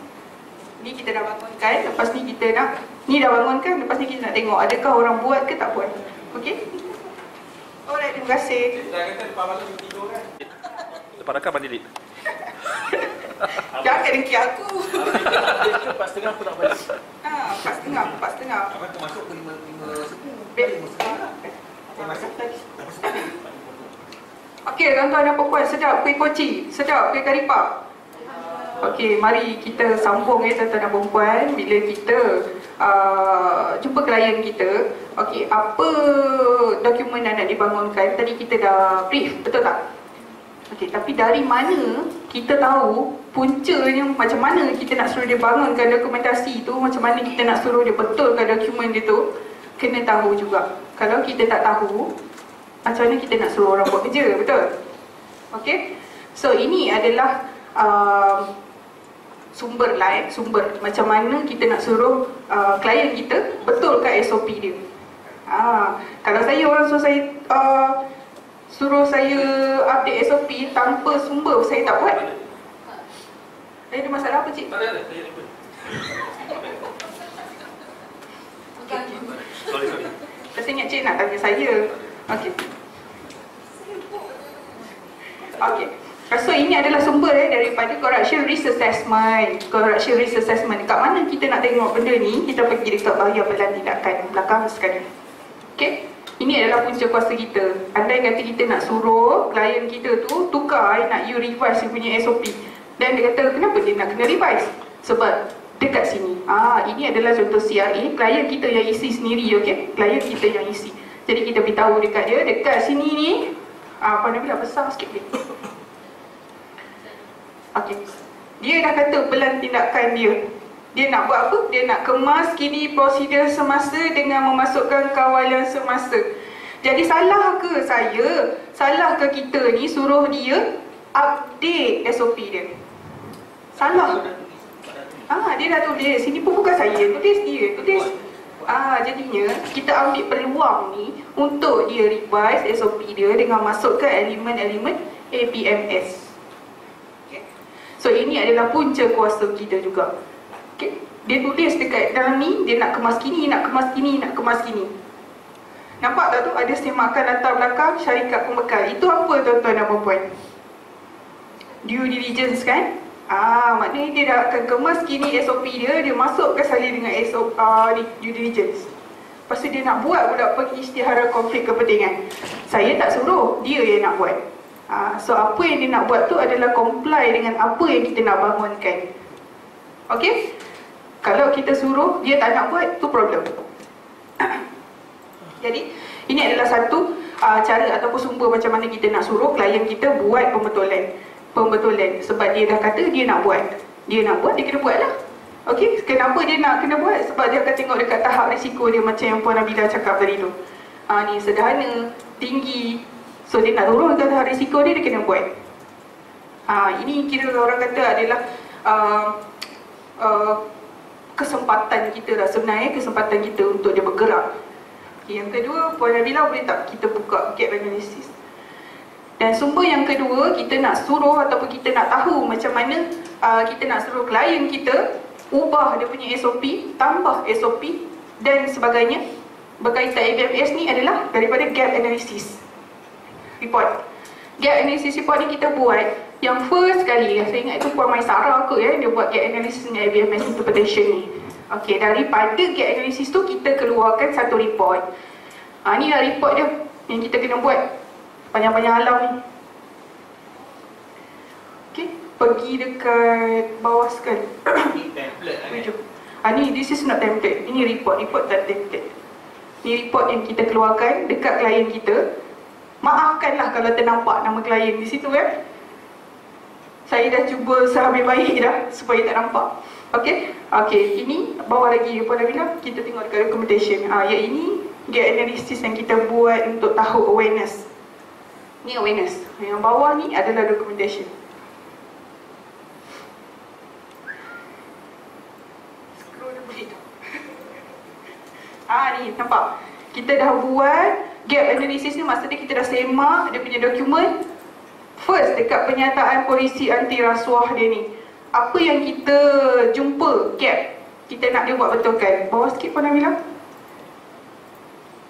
Nampak, kita dah kata penemuan berkaitan pernyataan polisi dia. Dia kena buat apa? Sure kita adalah, dia kena masukkan bla bla bla bla bla semua ni. Jadi daripada sini dah juga adalah sumber macam mana kita nak bangunkan dokumen. Ni pertama, pernyataan polisi. Tengok bawah lagi. Ni dasar polisi anti rasuah. Yang tadi pernyataan polisi, yang ni polisi. So dia kena buat satu polisi yang kena ada semua benda ni. Gap analysis ni tuan-tuan dan perempuan, dia bayar kita untuk kita cari dekat mana dia kurang. Jadi bila kita dah jumpa kat mana dia kurang tu, dia kena betulkan lah. Dia kena isilah ruang-ruang kosong tu. Jadi tak salah untuk kita suruh dia buat SOP ataupun prosedur tu untuk tutup balik gap-gap dia tu. Ini. Ini semakan dan cadangan untuk polisi. Yang seterusnya SOP. Bawah lagi mana bilang. Ini semakan untuk tata cara dan prosedur kerja. Dari sini kita akan keluarkan contoh.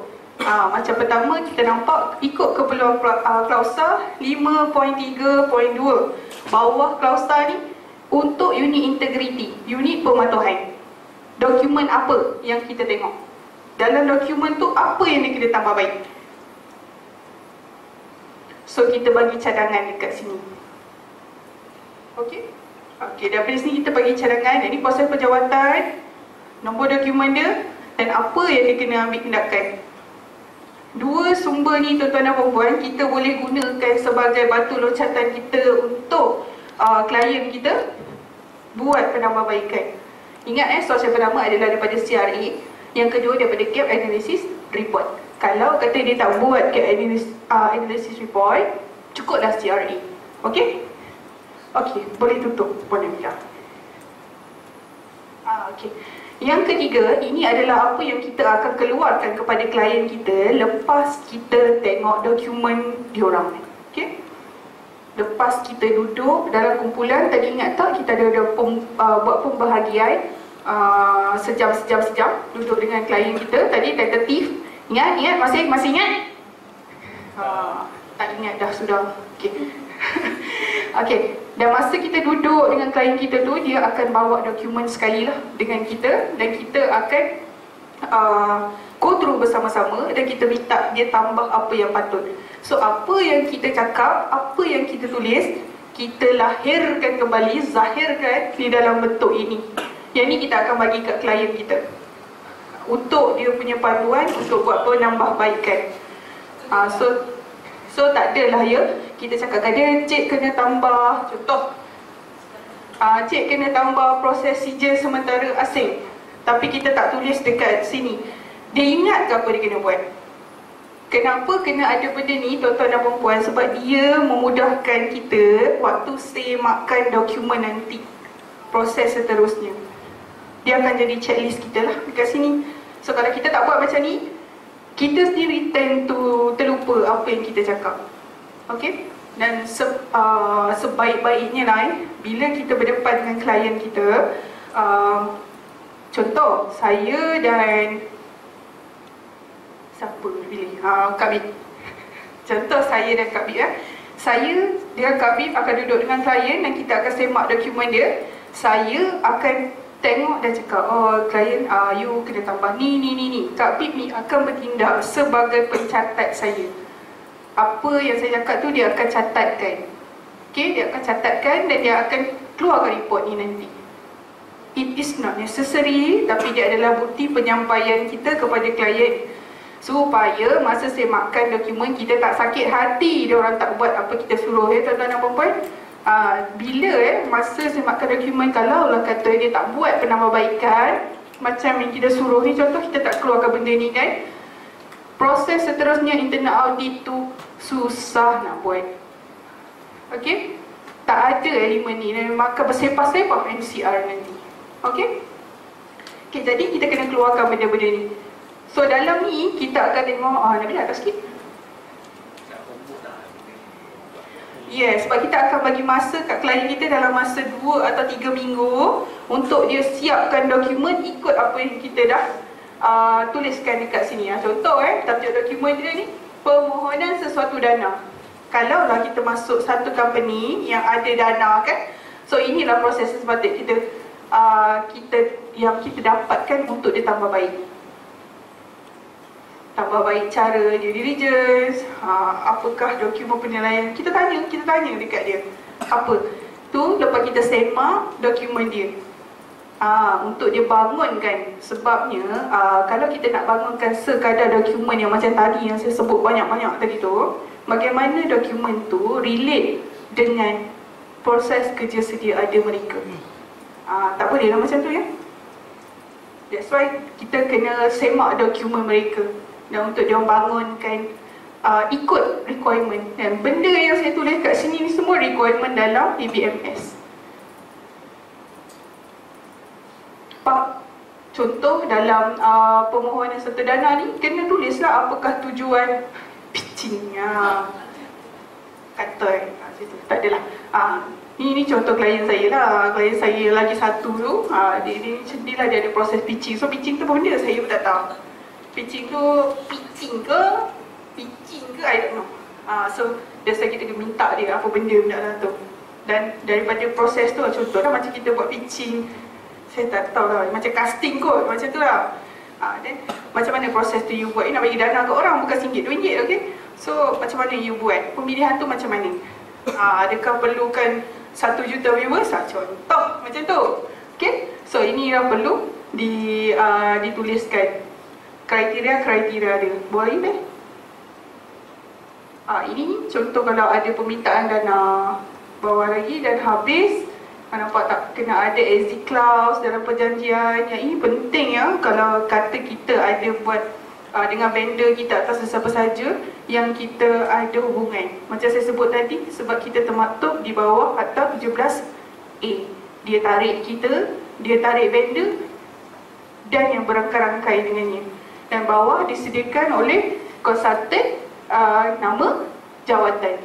Dan benda ni perlu kita bagi pada klien kita bersama-sama dengan SDWS, Service Delivery Written Summary, okay, sebagai bukti pelaksanaan bengkel kita. Dan tuan-tuan dan puan-puan, sebenarnya untuk kita keluarkan benda kat sebelah sini ni bukan mudah lah, okay? Dia depends pada pengalaman jugalah. Kita boleh bagi benda, dapatan ni, tapi dia tak semestinya sesuai sebab organisasi yang kita masuk tu berlainan. Okay? Contoh saya masuk bank, saya masuk orang buat filem, dia benda yang berbeza. Okay? Okay, next. So bila kita dah bagi benda ni, tuan-tuan dan puan-puan, kita bagi masa 3 minggu, 2 atau 3 minggu dekat dia untuk dia buat penambahbaikan. Dan dia akan datang kat kita balik dalam, dia akan bagi kita semualah SOP dia untuk kita review.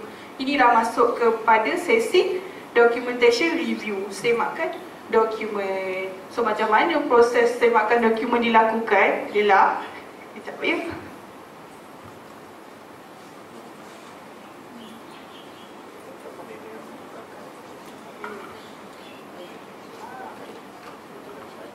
Sebelum tu saya sharekan satu benda lagi ya, tuan-tuan dan puan-puan. Bila kita dengan klien kita jangan tinggalkan klien kita kosong. Jadi kita provide dekat dia template manual, template SOP yang sepatutnya. Macam ni? kita tak boleh expect klien kita kena bermula dari kosong. Okay? Sebab kita sebagai consultant, we have to provide something lah. Bukan feeding, tapi kita bagi dia laluan. Okay? So, ini adalah template manual yang kita dah ada dah. So, kita akan bagi je kat klien kita tu untuk dia follow. Okay? So, contoh template manual. Dari tadi saya sebut manual. Pernah tengok manual ke tak, tuan-tuan dan puan-puan? Buka saya. Ini adalah contoh manual untuk APMS. Dalam manual ni, kalau tuan-tuan dan puan-puan pernah tengok standard ISO 37001, ini sama saja. Cuma ini untuk company kita. Okey? Nampak ada 6.0, 7.0, 8.0, semua ni adalah klausa-klausa dalam standard. Okey. So kita bagi dekat klien kita benda ni dan kita minta dia buatkan lampiran-lampiran. Template kita bagi just tukar je nama organisasi. Yes, tukar nama organisasi. Contoh macam tu nombor 1.3 dasar. Nampak tak dokumen rujukan L2 dasar anti rasuah. L2 tu pun kita bagi template. Cuba buka Ustaz, mana bilang.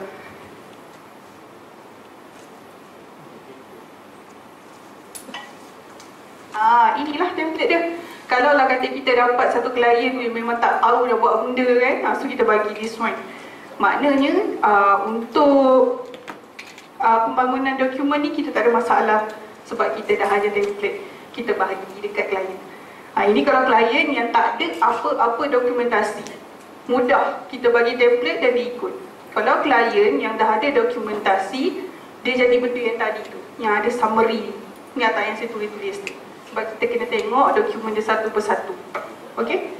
So ini adalah template kita akan bagi, kita bagilah. Prosedur pula, contoh. Bila? Ni untuk manual. Yang this one adalah template procedure. Contoh buka tak hadiah. Ini pun kita bagi kat klien kita. Tapi benda ni dia kena sesuaikan lah dengan organisasi dia. Dia tak boleh lah ikut je kita. Ini adalah template saja, template. Maksudnya dia kena baca, sesuaikan dengan organisasi dia juga. Okay? So nak jadi consultant APMS, relax je. Benda dah ada, bagi je. Acah. Tak ada, benda dah ada, benda dah ada. So kita dulu kita bangunkan dulu benda ni dan dah ada, tapi you have to know how to explain lah tuan-tuan dan perempuan Dan ingat macam saya kata tadi, walaupun dalam cuba buka folder prosedur. Buka.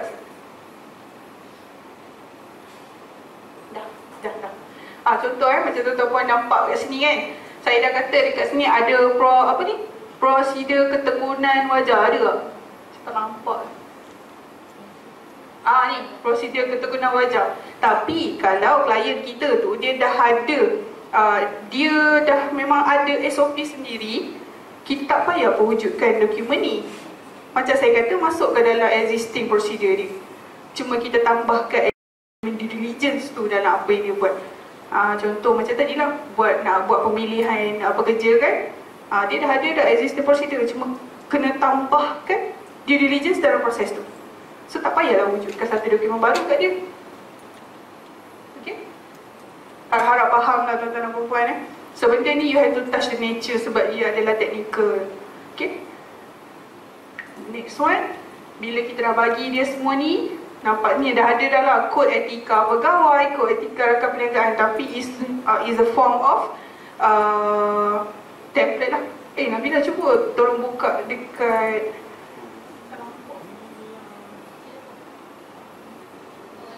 kawalan dokumen. Okey, ini contoh kawalan dokumen yang saya sebut tadi ni SOP yang untuk informasi didokumentasikan. Cuba bawah sikit. Ni yang tier dia saya sebutkan tadi, peringkat-peringkat dia. Lagi. Nak tengok dekat dia punya formula, macam mana lampir dia. Macam ni. Yang ni yang saya maksudkan tadi tuan-tuan dan perempuan, kita kena ada nombor pindaan, besar sikit bilang. Untuk manual, kena ada nombor dokumen. So kalau dalam ni kita dah tulis apa yang kita nak, contoh SSP -01-00/F, maknanya semua dokumen kita dalam ABMS tu kena ikut ni. Jangan pandai-pandai dekat sini tulis dash, tiba-tiba buat sempah apa?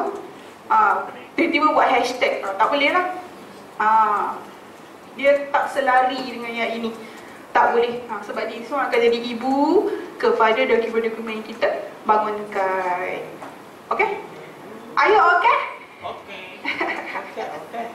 Back documentation development. Review.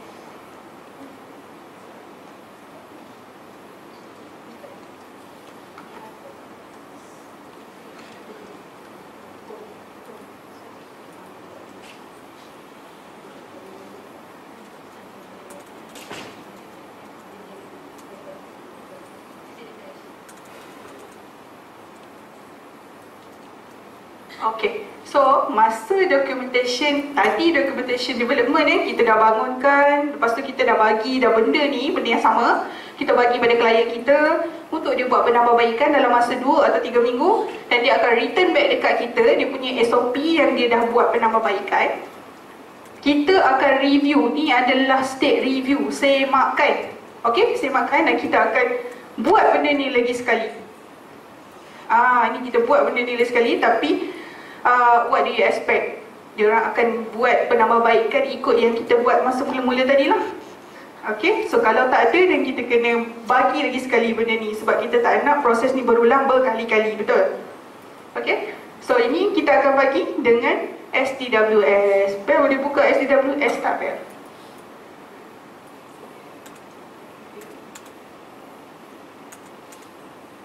Okay, summary enhancement tu kita akan bagi dan dikepilkan sekali dengan form ni. Dan form ni adalah bukti pelaksanaan perkhidmatan kita. Dan form ni perlu disign oleh klien. Sini. Klien kena sign, dan seterusnya lah, bila klien dah sign, dan kita akan buat invoice. Maka selesailah 2 sesi kita tadi. Macam itulah cerita dia. Okey. Pantas. Okey. So ada apa-apa soalan ke tuan-tuan dan puan-puan?